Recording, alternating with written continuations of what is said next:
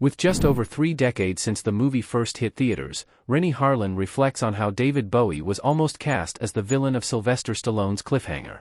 The 1993 movie saw Stallone starring as Gabe Walker, a former mountain climber and rescue ranger who must overcome his past trauma of losing his girlfriend during a rescue attempt when a group of thieves attempt to rob a U.S. Treasury plane flying through the Rocky Mountains. Also starring John Lithgow and Michael Rooker, the movie saw generally favorable reviews, but was a box office smash, grossing over $255 million against its $70 million budget. During a recent interview with Film for The Strangers, Chapter 1's release, Harlan was asked about the casting process for Cliffhanger's villain.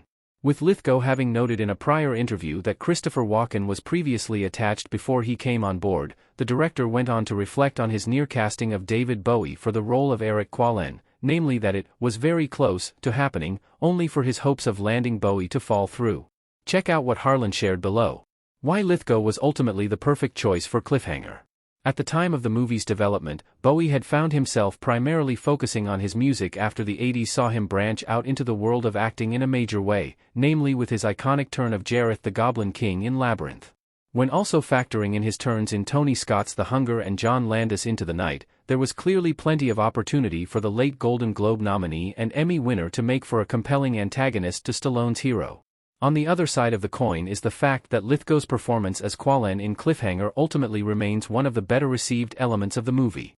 The two-time Oscar nominee took the opportunity to chew up every bit of scenery he was given as the psychopathic leader of the group of thieves, keeping audiences both hooked and thrilled as he frequently proved to be both an intelligent and brutal adversary to the central character.